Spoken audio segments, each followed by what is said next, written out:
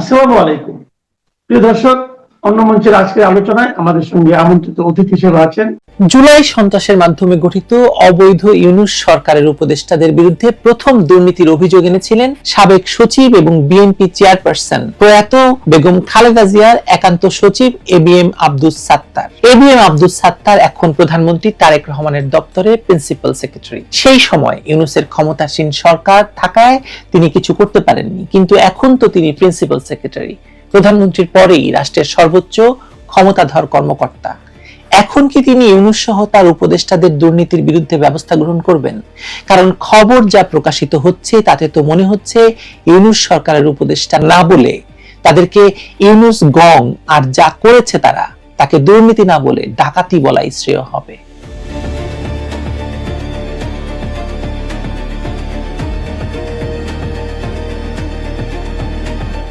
বাংলাদেশের রাজনৈতিক ইতিহাসে দুর্নীতির যত নজির আমরা দেখেছি, মোহাম্মদ ইউনূসের নেতৃত্বাধীন অন্তর্বর্তী সরকারের লুটপাটের মাত্রা কেবল রেকর্ড ছাড়িয়ে গেছে তা নয়, এটা একটা ডাকাতি হয়েছে সারা বাংলাদেশে। দুর্নীতি দমন কমিশনের কার্যালয়ে এই উপদেষ্টাদের বিরুদ্ধে শত শত অভিযোগ জমা পড়ার ঘটনা প্রমাণ করছে যে এটি কোনো সাধারণ দুর্নীতি নয়, বরং সুপরিকল্পিতভাবে রাষ্ট্রীয়ভাবে ডাকাতি করা হয়েছে বাংলাদেশকে। মাত্র 18 মাসের শাসনামলে তারা যেভাবে দেশের সম্পদ লুট করেছে তা বাংলাদেশের ইতিহাসে নজিরবিহীন। ট্রান্সপারেন্সি ইন্টারন্যাশনালের দুর্নীতির সূচকে বাংলাদেশ আরো এক ধাপ নিচে নামা এই সরকারের চরিত্রের প্রকৃত পরিচয় দিচ্ছে। মাত্র 18 মাসে ডক্টর মোহাম্মদ ইউনূসের বিরুদ্ধে উঠে আসা অভিযোগগুলো বিশ্লেষণ করে দেখা যায় তিনি নিজেই ক্ষমতায় আসার পরপরই নিজের ব্যবসায়িক স্বার্থ হাসিলে রাষ্ট্রীয় ক্ষমতার অপব্যবহার শুরু করেছেন। গ্রামীণ ব্যাংক ও তার সহযোগী প্রতিষ্ঠানগুলোর জন্য নির্বাহী আদেশে সুবিধা প্রদান, বিনা যাচাইয়ে ডিজিটাল ওয়ালেটের লাইসেন্স প্রদান এবং ম্যান পাওয়ার এক্সপোর্ট ব্যবসায় অবৈধ সুবিধা নেওয়ার মাধ্যমে তিনি রাষ্ট্রীয় কোষাগারকে ব্যক্তিগত সম্পদ বৃদ্ধির হাতিয়ার হিসেবে ব্যবহার করেছেন। তার নিজের নামে ট্রাস্ট গঠন করে গ্রামীণ কল্যাণ এবং গ্রামীণ টেলিকমের অর্থ আত্মসাতের অভিযোগ দেখায় যে কিভাবে তিনি আয়কর ফাঁকি দিয়ে কোটি কোটি টাকা হাতিয়েছেন। ইউনূসের বিদেশ সফরের নামে রাষ্ট্রীয় কোষাগার লুটের ঘটনা অত্যন্ত জঘন্য। মাত্র 14 মাসে 14টি বিদেশ সফর, যার অধিকাংশই ছিল সম্পূর্ণ ব্যক্তিগত প্রয়োজনে। লন্ডনের ডরচেস্টার হোটেলে প্রতি রাতে 10 লাখ টাকার ভাড়ার প্রেসিডেন্সিয়াল সুইটে থাকা 40 জনের বিরাট দলবল নিয়ে 5 দিনের জাঁকজমকপূর্ণ অবস্থান, এসব সবই ছিল আসলে তারেক রহমানের সাথে গোপনে রাজনৈতিক লেনদেনের বৈঠক। ব্রিটিশ প্রধানমন্ত্রীর সাথে বৈঠক বা পাচারকৃত অর্থ ফেরতের মিথ্যা অজুহাত দিয়ে তিনি দেশের মানুষকে প্রতারণা করেছেন এবং কোটি কোটি টাকা অপব্যয় করেছেন। তার মেয়েকে সরকারি খরচে বিদেশ সফরে নিয়ে যাওয়ার ঘটনা প্রমাণ করে যে তিনি রাষ্ট্রীয় কোষাগারকে নিজের পারিবারিক সম্পদ মনে করতেন। আসিফ নজরুলের কথা তো বলেইছি এর আগের ভিডিওতে। তার বিরুদ্ধে উঠে আসা অভিযোগগুলো দেখায় যে কিভাবে বিচার বিভাগকে বাণিজ্যিক পণ্যে পরিণত করেছিলেন তিনি। জামিন বাণিজ্য, মামলা বাণিজ্য এবং বিচারক পদায়নে ব্যাপক দুর্নীতির মাধ্যমে তিনি কোটি কোটি টাকা আত্মসাৎ করেছেন। গান বাংলা টেলিভিশনের তাপসের জামিন থেকে শুরু করে বিভিন্ন শিল্প গ্রুপের সিইওদের বিচারিক সুবিধা প্রদানে তার ভূমিকা ছিল অত্যন্ত জঘন্য। ঢাকা এবং আশেপাশের এলাকায় বিচারক বদলিতে 50 লাখ থেকে 2 কোটি টাকা পর্যন্ত আদায় করা হয়েছে এবং সাব রেজিস্ট্রার পদায়নে কোটি কোটি কোটি টাকার বাণিজ্য বা দুর্নীতি তার বিচারিক ক্ষমতার নির্লজ্জ অপব্যবহারের প্রমাণ। আমেরিকায় বাড়ি কেনা এবং সুইস ব্যাংকে অ্যাকাউন্ট খোলার ঘটনা প্রমাণ করছে যে তিনি কিভাবে পরিকল্পিতভাবে অর্থ পাচারের নেটওয়ার্ক তৈরি করেছিলেন। আসিফ মাহমুদ সজীব ভুইয়ার বিরুদ্ধে প্রায় 1000 কোটি টাকার দুর্নীতির অভিযোগ এবং 11,000 কোটি টাকা বিদেশে পাচারের তথ্য এই সরকারের লুটপাটের ভয়াবহতা তুলে ধরে। দুবাই, সিঙ্গাপুর, অস্ট্রেলিয়া এবং সুইজারল্যান্ডে তার বিনিয়োগের যে চিত্র পাওয়া যায় তা প্রমাণ করে যে এটি ছিল একটি আন্তর্জাতিক মানি লন্ডারিং নেটওয়ার্ক। তার বাবা বিল্লাল হোসেনের ঠিকাদারি সিন্ডিকেট এবং এপিএস মোয়াজ্জেম হোসেনের নিয়োগ বদলি বাণিজ্য দেখায় কিভাবে পারিবারিক নেটওয়ার্কের মাধ্যমে সিস্টেমেটিক দুর্নীতি পরিচালনা করা হয়েছে। শেখ রাসেল মিনি স্টেডিয়াম প্রকল্পে 1200 কোটি টাকার ব্যয় বৃদ্ধি করার মতো ঘটনা প্রমাণ করছে যে তারা কিভাবে উন্নয়ন প্রকল্পকে লুটপাটের উৎসে পরিণত করেছিল। পরিবেশ উপদেষ্টা সৈয়দা রিজওয়ানা হাসান ডিগনিটি তিনি বজায় রেখেছিলেন উপদেষ্টা হওয়ার আগ পর্যন্ত, কিন্তু উপদেষ্টা হওয়ার পরে কি করেছেন? তার বিরুদ্ধে পরিবেশ অধিদপ্তরের প্রকল্প থেকে অর্থ আত্মসাৎ এবং অন্যের সম্পত্তি জোর করে দখলের অভিযোগ উঠেছে। কিভাবে পরিবেশ সংরক্ষণের দায়িত্ব থেকেই তার পরিবেশ ধ্বংস করে ব্যক্তিগত সম্পদ বৃদ্ধি হয়েছে তা একটু জাস্ট চোখ খোলা রাখলেই বোঝা যায়। জ্বালানি উপদেষ্টা মোহাম্মদ ফয়জুল কবির খানের বিরুদ্ধে সামিট গ্রুপের কাছ থেকে বিপুল অর্থ আত্মসাতের অভিযোগ এবং বেসরকারি বিদ্যুৎ কোম্পানিগুলোর সাথে অবৈধ লেনদেন, দেশের জ্বালানি খাতে কিভাবে দুর্নীতির জাল বিস্তার করা হয়েছে তার প্রমাণ। স্বাস্থ্য উপদেষ্টা নূরজাহান বেগমের বিরুদ্ধে টেন্ডার জালিয়াতি এবং হাসপাতালের কেনাকাটায় অনিয়মের অভিযোগ দেখায় যে স্বাস্থ্য সেবার নামে কিভাবে জনগণের অর্থ লুট করা হয়েছে। তথ্য উপদেষ্টা মাহফুজ আলম, তার বিরুদ্ধে টিভি চ্যানেলের লাইসেন্স প্রদানে ঘুষ গ্রহণের অভিযোগ প্রমাণ করছে যে কিভাবে গণমাধ্যমের নিয়ন্ত্রণ এবং তথ্য প্রবাহ নিয়ন্ত্রণের ক্ষমতাকে ব্যক্তিগত আয়ের উৎসে পরিণত করেছেন। প্রতিটি মন্ত্রণালয় এবং বিভাগ সুপরিকল্পিতভাবে দুর্নীতির নেটওয়ার্ক বিস্তার করে এই সরকার রাষ্ট্রীয় কাঠামোকে ব্যক্তিগত সম্পদ বৃদ্ধির যন্ত্রে পরিণত করেছিল। নাহিদ ইসলাম বিটিসিএল এর 5G প্রকল্পে 65 কোটি টাকার বাজেট 326 কোটিতে উন্নীত করার চেষ্টা করেছিলেন কিনা সেটা প্রমাণিত নয়, কিন্তু ডক্টর ইউনূসের ব্যক্তিগত সহকারী হিসাবে যিনি কাজ করেছেন সেই তাইয়াবের নামে এসব অভিযোগ তো প্রমাণিত হয়েছে। হুয়াওয়েকে অবৈধ 100 কোটি টাকা পরিশোধের চাপ সৃষ্টি করা এবং ফ্যাক্টরি টেস্ট ছাড়াই চীন থেকে যন্ত্রপাতি আমদানির মতো ঘটনা প্রমাণ করে যে কত বড় দুর্নীতি করে গেছে এই ফায়াজ তাইয়াব। দুদকে জমা পড়া অভিযোগগুলোর বিশ্লেষণ করলে দেখা যায় যে এই দুর্নীতির মাত্রা এতই বিস্তৃত এবং গভীর যে একে সাধারণ দুর্নীতি বলা যাবে না। এটি ছিল পরিকল্পিত রাষ্ট্রীয় ডাকাতি। প্রতিটি উপদেষ্টা তাদের নিজ নিজ ক্ষেত্রে দুর্নীতির সিন্ডিকেট গড়ে তুলেছিল এবং রাষ্ট্রীয় সম্পদকে ব্যক্তিগত সম্পদ হিসেবে লুট করেছিল। 18 মাসে 14 লক্ষ কোটি টাকা পাচারের যে পরিসংখ্যান পাওয়া যাচ্ছে তা দেশের মোট জিডিপির একটি উল্লেখযোগ্য অংশ। এই বিপুল পরিমাণ অর্থ যদি দেশেই থাকতো তাহলে বাংলাদেশের অর্থনৈতিক অবস্থা আসলে ভিন্ন হতো। এবিএম আব্দুস সাত্তার, যিনি এখন প্রিন্সিপাল সেক্রেটারি, তখন ইউনূস সরকারের আমলে প্রথম এই দুর্নীতির বিরুদ্ধে সোচ্চার হয়েছিলেন। তখন তিনি বলেছিলেন অন্তত 8 জন উপদেষ্টা সীমাহীন দুর্নীতির প্রমাণ তার কাছে আছে। তিনি তখন প্রশ্ন তুলেছিলেন যে উপদেষ্টাদের পিএস এর অ্যাকাউন্টে 200 কোটি টাকা পাওয়ার পরও কেন কোনো ব্যবস্থা নেওয়া হলো না। এখন যখন তিনি তারেক রহমানের প্রিন্সিপাল সেক্রেটারি, তখন প্রশ্ন উঠছে তিনি এই দুর্নীতির বিরুদ্ধে কি ব্যবস্থা নেবেন। প্রধানমন্ত্রী তারেক রহমান নিজেও ফেসবুক লাইভে এই দুর্নীতির বিষয়ে কথা বলেছিলেন এবং দাবি করেছিলেন যে দুর্নীতির তথ্য প্রকাশ পাওয়ার আশঙ্কায় সংশ্লিষ্টরা আগে ভাগেই দেশ ছাড়ছে। দুর্নীতির এই ভয়াবহ চিত্র প্রমাণ করে যে ইউনূস সরকার আসলে একটি দুর্নীতিবাজ কর্পোরেট গ্যাং ছিল, যারা তথাকথিত জুলাই বিপ্লবের নামে ক্ষমতায় এসে দেশকে লুট করেছে। তাদের প্রতিটি পদক্ষেপ ছিল নিজেদের ব্যক্তিগত স্বার্থ হাসিলের জন্য। দুর্নীতি দমন এবং সুশাসন প্রতিষ্ঠান নামে তারা যে বিপ্লবী সরকারের ভাবমূর্তি তৈরি করেছিল সেটি ছিল ভণ্ডামি, সম্পূর্ণ ভণ্ডামি। বাস্তবে তারা ছিল একদল সুযোগ সন্ধানী লুটেরা যারা দেশের সংকটকে নিজেদের সম্পদ বৃদ্ধির সুযোগ হিসেবে ব্যবহার করেছে। ট্রান্সপারেন্সি ইন্টারন্যাশনাল বাংলাদেশের নির্বাহী পরিচালক ডক্টর ইফতিখারুজ্জামানের মন্তব্য যে কেউ আইনের ঊর্ধ্বে নয় এবং অভিযোগের সত্যতা পেলে দৃষ্টান্তমূলক জবাবদিহিতার আওতায় আনতে হবে, এই বক্তব্য এখন বাস্তবায়নের সময়। প্রিন্সিপাল সেক্রেটারি সাহেব, যিনি এখন সর্বময় ক্ষমতার অধিকারী, এবিএম আব্দুস সাত্তার, আপনি কি এখন এই দুর্নীতিবাজদের বিরুদ্ধে ব্যবস্থা নেবেন নাকি ছেড়ে দেবেন? তাহলে তো সবাইকে ছাড়তে হবে। আওয়ামী লীগের যাদের বিরুদ্ধে দুর্নীতির অভিযোগ এনেছিলেন তাদেরও ছাড়তে হবে। তাহলে ছেড়ে দিন সবাইকে, কারণ আপনারাও তো করবেন, মনে হচ্ছে আপনারাও তো দুর্নীতি করবেন এবং যাতে আপনাদেরও সামনে ছেড়ে দেওয়া হয় সেই। যুক্তরাষ্ট্র রেড লাইন অতিক্রম করেছে, মানে তাদের সর্বোচ্চ ক্ষতি করেছে। তাদের সর্বোচ্চ ধর্মীয় নেতা আয়াতুল্লাহ আলী খামেনিকে হত্যা করেছে। কাজেই ইরানের স্পিকার বলছেন লাল রেখা অতিক্রম করে গেছে যুক্তরাষ্ট্র এবং এর জন্য তাদের চড়া মূল্য দিতে হবে। রোববার ভোরে তিনি ইরানের রাষ্ট্রীয় টেলিভিশনে বক্তৃতা দিয়ে একথা জানিয়েছেন এবং তিনি এটাও নিশ্চিত করেছেন যে দেশটির সর্বোচ্চ নেতা আয়াতুল্লাহ আলী খামেনির দেখানো পথ ধরেই চলবে। ইরানের সর্বোচ্চ নেতা আয়াতুল্লাহ আলী খামেনিকে হত্যার পর প্রেসিডেন্ট ট্রাম্প পৃথিবীর সবচেয়ে খারাপ মানুষকে হত্যা করা হয়েছে বলে ঘোষণা দিলেও যুদ্ধ যে তিনি এখনো জিতে যেতে পারেন নাই আর ইরানের বিরুদ্ধে যুদ্ধ জয় যে সহজ হবে না সেটা এরই মধ্যে স্পষ্ট হয়ে গেছে। আয়াতুল্লাহ আলী খামেনি ইরানের সর্বোচ্চ নেতা 1979 সালে ইসলামী বিপ্লবের পর, ইসলামী প্রজাতন্ত্র প্রতিষ্ঠার পর ইরানে পার্লামেন্ট এবং প্রেসিডেন্ট পদের ওপর এই একজন সর্বোচ্চ ধর্মীয় নেতার পদ সৃষ্টি করা হয়। ইসলামী বিপ্লবের প্রতিষ্ঠাতা রুহুল্লাহ খোমেনির মৃত্যুর পর 1989 সালে এই আয়াতুল্লাহ আলী খামেনি সর্বোচ্চ ধর্মীয় নেতার দায়িত্ব পেয়েছিলেন। তার হাতেই সেনাবাহিনী, সশস্ত্র বাহিনী, ইসলামিক রেভলিউশনারি গার্ড এদের সর্বোচ্চ নিয়ন্ত্রণ যেমন, তেমনি তিনি আভ্যন্তরীণ নীতি এবং পররাষ্ট্র নীতির ক্ষেত্রে সিদ্ধান্ত গ্রহণ করেন। তবে ইরানের ক্ষেত্রে বিষয়টা আমেরিকার যে কপি বুক রেজিম চেঞ্জ অপারেশন তার মতো হয়ে উঠতে পারেনি বা পারবে না। মানে একজন শাসকের পতন ঘটিয়ে দেওয়া মাত্র আমেরিকার আধিপত্য প্রতিষ্ঠিত হয়ে যাবে, কিংবা আমেরিকা এরপর তার ইচ্ছামতো করে ইরান রাষ্ট্রটিকে সাজিয়ে নেবে, বিষয়টা এতটা সহজ হবে না।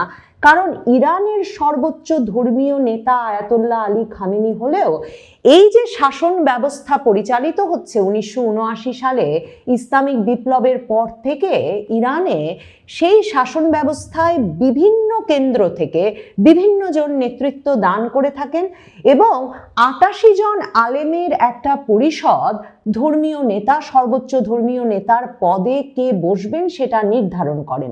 কাজেই ইরানের আয়াতুল্লাহ আলী খামেনি নিহত হওয়ার পর যেমন ইরানের রাজপথে আহাজারি করছেন সাধারণ মানুষ, কিংবা যেই সংবাদ পাঠক খবর পড়ছিলেন তার নিহত হওয়ার খবরটি আনুষ্ঠানিকভাবে জানাচ্ছিলেন, তিনি পর্দাতেই স্ক্রিনে কান্নায় ভেঙে পড়ছেন, ঠিক তেমনি ভাবে ইরানের যে রাষ্ট্র ব্যবস্থা, সরকার, সেটি চলছে এবং সেটি চলবার জন্যে বিভিন্ন ক্ষমতার কেন্দ্র বা ভরকেন্দ্র ইরানের এই শাসন ব্যবস্থায় রয়েছে।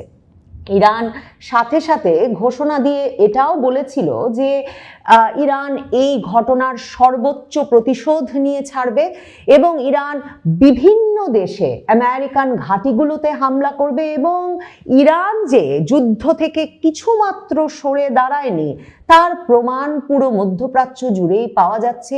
দুবাই, দোহা, তেল আবিবে একের পর এক বিস্ফোরণের শব্দ শোনা যাচ্ছে।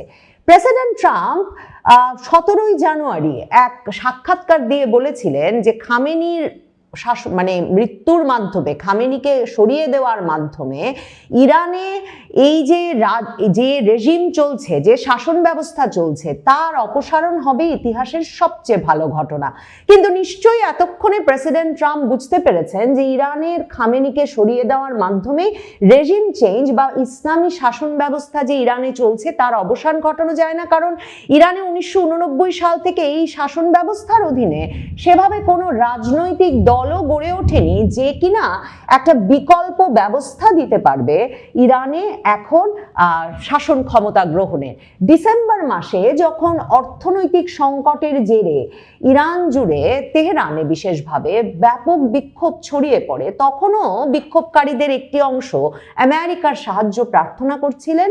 এখন প্রেসিডেন্ট ট্রাম্প বলছে শেষ কাজটুকু আপনাদেরকেই করতে হবে, ইরানের জনগণকেই এখন এই শাসনের অবসান করতে হবে। তাদের যা সাহায্য করার তারা তা সাহায্য করে দিয়েছেন, তারা খামেনির পতন ঘটিয়ে দিয়েছেন। ইরান যে তার উপর যে কোনো হামলার প্রতিশোধ হিসেবে পৃথিবী জুড়ে মার্কিন ঘাঁটিগুলোতে হামলা চালাবে, এটা কিন্তু 2025 জুনে যখন আরেক দফা ইসরায়েল হামলা চালিয়েছিল ইরানে পারমাণবিক কেন্দ্রগুলোর ওপর, আসলে মার্কিন যুক্তরাষ্ট্র এমন এক ভয়াবহ হামলা তখন চালায় যে 30 কেজি ওজনের বোমা ফেলেছিল ইরানের বিভিন্ন পারমাণবিক কেন্দ্রে এবং বলেছিল যে প্রেসিডেন্ট ট্রাম্প বলেছিলেন এক অপূর্ব হামলা চালানো হয়েছে, যার মাধ্যমে ইরানের সকল পারমাণবিক কেন্দ্র তারা ধ্বংস করে দিতে পেরেছেন। ওই হামলা চালানোর পরপরই কিন্তু ইরান শুরু করেছিল কাতারে বা বিভিন্ন জায়গায় মধ্যপ্রাচ্যের যেসব জায়গায় যুক্তরাষ্ট্রের ঘাঁটি আছে সেখানে হামলা পরিচালনা করা, এবং তখন মার্কিন যুক্তরাষ্ট্র যে আর ওই হামলায় জড়ায়নি এবং ইসরায়েলকেও সরিয়ে এনেছিল, তার মধ্যে একটা কারণ ছিল, তারা টের পেয়েছিল তাদের ওই 30 কেজি বোমা ফেলার পরেও ইরানের পারমাণবিক কেন্দ্রগুলোর তারা কোনো বড় ধরনের ক্ষতি সাধন করতে পারেনি। তারপর তারা টের পেয়েছিল যে ইরান যে ওই যে বলছে বিভিন্ন দেশের মার্কিন ঘাঁটিতে এখন হামলা চালিয়ে মার্কিন যুক্তরাষ্ট্রকে ব্যাপকভাবে ব্যতিব্যস্ত করে তুলবে এবং পুরো মধ্যপ্রাচ্যকে একরকমের অশান্ত এবং অস্থিতিশীল করে তুলবে, ইরান সে বিষয়টাকে গুরুত্বের সঙ্গেই বলেছে। এটা নিয়ে তারা সিরিয়াস, এটা কোনো হালকা হুমকি নয়। সেই হামলা তারা শুরু করেছিল পরিচালনা করা, এবং তার চেয়েও বড় যে হুমকিটা তখন ইরান দিয়েছিল, ইরান বলেছিল তারা হরমুজ প্রণালী বন্ধ করে দেবে। হরমুজ প্রণালী হচ্ছে পারস্য উপসাগরের প্রবেশপথ এবং বিশ্বের 20% জ্বালানি পরিবহন হতে এই হরমুজ প্রণালী দিয়ে জাহাজ আসা যাওয়ার প্রয়োজন হয়। হরমুজ প্রণালী বন্ধ করে দেওয়ার কোনো আনুষ্ঠানিক ঘোষণা এ দফায় এখনো ইরান না দিলেও ইরান রেভলিউশনারি গার্ডের কাছ থেকে হরমুজ প্রণালী দিয়ে আসা যাওয়া করার জন্য সময়সূচি নির্ধারিত যেসব জাহাজের, সেসব জাহাজগুলো বিভিন্ন বার্তা পাচ্ছে এবং সারা পৃথিবীতে এই উদ্বেগ এবং এই আতঙ্ক ছড়িয়ে পড়েছে যে বিশ্ব এই যুদ্ধ যদি দীর্ঘায়িত হয়, মার্কিন যুক্তরাষ্ট্র, ইসরায়েল এবং ইরানের মধ্যে, এবং এই হরমুজ প্রণালী যদি বন্ধ থাকে, বিশ্ব একটা দীর্ঘমেয়াদী জ্বালানি সংকট এবং অর্থনৈতিক সংকটের দিকে ধাবিত হতে যাচ্ছে। ইরানের স্পিকার মোহাম্মদ বাকের কালিফা বলেছেন যে যুক্তরাষ্ট্র রেড লাইন অতিক্রম করেছে, মানে তাদের সর্বোচ্চ ক্ষতি করেছে, তাদের সর্বোচ্চ ধর্মীয় নেতা আয়াতুল্লাহ আলী খামেনিকে হত্যা করেছে। কাজেই ইরানের স্পিকার বলছেন লাল রেখা অতিক্রম করে গেছে যুক্তরাষ্ট্র এবং এর জন্য তাদের চড়া মূল্য দিতে হবে। রোববার ভোরে তিনি ইরানের রাষ্ট্রীয় টেলিভিশনে বক্তৃতা দিয়ে কথা জানিয়েছেন এবং তিনি এটাও নিশ্চিত করেছেন যে দেশটির সর্বোচ্চ নেতা আয়াতুল্লাহ আলী খামেনির দেখানো পথ ধরেই চলবে। এরই মধ্যে কিন্তু 3 সদস্যের একটা সাময়িক নেতৃত্ব ঘোষণা করা হয়েছে ইরানে। মানে এটা তো একটা শাসন ব্যবস্থা, একজন ব্যক্তির মৃত্যুর মাধ্যমে সেই শাসন ব্যবস্থার পতন ঘটিয়ে দেওয়া সম্ভব যে নয়, সেটা ইরান কিন্তু সাথে সাথে তাদের এত বড় ক্ষতির সাথে সাথে যেভাবে তারা ঘুরে দাঁড়িয়েছে এবং ক্রমাগতভাবে বিভিন্ন অভিযান, সামরিক অভিযান অব্যাহত রেখেছে, তাতে একরকমের সুস্পষ্ট হয়ে উঠেছে ইরানের ধর্মীয় নেতা আয়াতুল্লাহ আলী খামেনি নিহত হওয়ার পর যে 3 সদস্যের কমিটি অস্থায়ীভাবে দেশ পরিচালনার জন্য গঠন করে দেওয়া হয়েছে, তাতে দেশটির প্রেসিডেন্ট আছেন, বিচার বিভাগের প্রধান আছেন এবং গার্ডিয়ান কাউন্সিলের একজন আইনজীবীও আছেন। এবং ইরান যে দুবাই, দোহা, তেল আবিবে দফায় দফায় বিস্ফোরণ ঘটাচ্ছে, সংযুক্ত আরব আমিরাতের দুবাইয়ে বিস্ফোরণের বেশ কয়েকটি বিকট শব্দ শোনা গেছে। কাতারের দোহার বাসিন্দারা বলেছেন যে ওই শহরে কমপক্ষে রোববারে 11টি বিস্ফোরণ ঘটেছে। এর আগে কাতারের স্বরাষ্ট্র মন্ত্রণালয় কিন্তু বলেছিল ইরানের হামলায় দেশটিতে আহতের ঘটনা ঘটেই চলেছে। হামলা শুরুর পর থেকে আহত মানুষের সংখ্যা কাতারের সরকারি হিসেবে 16 জনে দাঁড়িয়েছে এবং দেশটির বিভিন্ন এলাকায়, কাতারের বিভিন্ন এলাকায় কিছু ক্ষয়ক্ষতি হয়েছে। ইসরায়েলের বিভিন্ন স্থানে রোববার সকাল 6টার পর থেকে বারবার বিমান হামলার আশঙ্কায় সতর্ক সংকেত বাজতে শোনা গেছে এবং তেল আবিবে একাধিক বিস্ফোরণের খবর পাওয়া গেছে। ইসরায়েল তাদের অত্যাধুনিক আকাশ প্রতিরক্ষা ব্যবস্থা ব্যবহার করে ইরানের হামলা প্রতিহত করার চেষ্টা করছে এবং ইসরায়েলে ইরানের আরো ক্ষেপণাস্ত্র হামলার আশঙ্কা করা হচ্ছে। যেমনটা অনেকেই সন্দেহ করেন যে পশ্চিমা মিডিয়াগুলোর খবরে অনেক ক্ষেত্রেই এসব ক্ষয়ক্ষতির পূর্ণ বিবরণ, পূর্ণ চিত্র যুদ্ধ চলাকালীন অবস্থায় বেরিয়ে আসে না। ইরান শুধুমাত্র যে দুবাই, দোহা, তেল আবিবে হামলা চালিয়ে যাচ্ছে তাই নয়, তারা 27টি মার্কিন ঘাঁটিতে হামলা শুরুর ঘোষণা দিয়েছে এবং ইরানের ইসলামী বিপ্লবী গার্ড বাহিনী IRGC জানিয়েছে ইরান জুড়ে যুক্তরাষ্ট্র ইসরায়েলি বোমা হামলার প্রতিবাদে তারা 6ষ্ঠ দফার পাল্টা হামলা চালাচ্ছে এবং ইরানের রাষ্ট্রীয় সংবাদ মাধ্যমের বরাতে আল জাজিরা যে বলছে যে ইসলামিক রেভলিউশনারি গার্ড মানে ইরানের বিপ্লবী গার্ড এক বিবৃতিতে বলেছে যে তারা ইসরায়েল এবং এই অঞ্চলের মার্কিন সামরিক ঘাঁটিগুলোতে ব্যাপক ক্ষেপণাস্ত্র ও ড্রোন হামলা চালিয়েছে। এই অভিযানে 27টি মার্কিন ঘাঁটির পাশাপাশি ইসরায়েলের তেলনভ বিমান ঘাঁটি, তেল আবিবে ইসরায়েলি সেনাবাহিনীর কমান্ড সদর দপ্তর হাকিরিয়া এবং একটি বিশাল প্রতিরক্ষা শিল্প কমপ্লেক্সে আঘাত হানা হয়েছে। বিবৃতিতে বলা হয়েছে, ইরানি বাহিনী পর্যায়ক্রমে অনুশোচনামূলক চপেটাঘাতের মাধ্যমে প্রতিশোধের আরও একটি ভিন্ন ও কঠোর পদক্ষেপ বাস্তবায়ন করবে। তার মানে ইরানের সামরিক বাহিনী, বিপ্লবী গার্ড বাহিনী, ইরানের সরকার স্পষ্টত বলছে তারা খামেনি হত্যার এবং তাদের ওপর এই যে ইসরায়েলি মার্কিন যুক্তরাষ্ট্রের হামলা শুরু হয়েছে এর সম্পূর্ণ প্রতিশোধ নিয়ে তবে ছাড়বে এবং এই প্রতিশোধে তারা যেখানে যেখানে মার্কিন ঘাঁটি আছে, যেসব দেশে মার্কিন মিত্র আছে, কাউকে ছাড়বে না, এই বিষয়টি তারা পরিষ্কার করে দিয়েছে। এবং মধ্যপ্রাচ্য জুড়ে বিমানবন্দরগুলোয় শুধু যে বিমান চলাচল বন্ধ হয়ে গেছে, যাত্রী চলাচল বন্ধ হয়ে গেছে এবং হাজার হাজার বিমান যাত্রী আটকা পড়েছেন অনির্দিষ্ট সময়ের জন্য একটা অনিরাপদ পরিবেশে, তাই নয়, বিভিন্ন বিমানবন্দরে ড্রোন হামলার খবর পাওয়া যাচ্ছে। আবুধাবি বিমানবন্দরে ড্রোন হামলায় 1 জন নিহত এবং 7 জন আহত হয়েছেন বলে এরই মধ্যে বিমানবন্দর কর্তৃপক্ষ এক্স পোস্টে একটা বিবৃতিতে জানিয়েছে এবং সিএনএন সে খবর দিচ্ছে বলে দেখতে পাচ্ছি। কিন্তু ইরানে হামলার মূল যে লক্ষ্য বলে ট্রাম্প প্রশাসন বা প্রেসিডেন্ট ট্রাম্প বলে আসছিলেন যে ইরানের রেজিম পরিবর্তন, শাসন ব্যবস্থার পরিবর্তন, সত্যিই কি ট্রাম্প প্রশাসন সেটা ঘটাতে পারবেন? এরকম একটা ভয়াবহ পরিস্থিতিতে যুদ্ধাবস্থায় যখন ইরানকে নিয়ে যাওয়া হয়েছে, তখন ইরানের মানবাধিকার, নারী অধিকার সংগঠনগুলো যারা ইরানের ইসলামী শাসন ব্যবস্থায় তাদের অধিকার ক্ষুণ্ণের প্রতিবাদে নানা সময় বড় ধরনের বিক্ষোভে নেমে এসেছেন, তারা কি এখন সেই আন্দোলনে নেমে আসবেন এবং সরকার পতন ঘটাতে পারবেন? এটা কি তার উপযুক্ত সময় হয়ে উঠবে?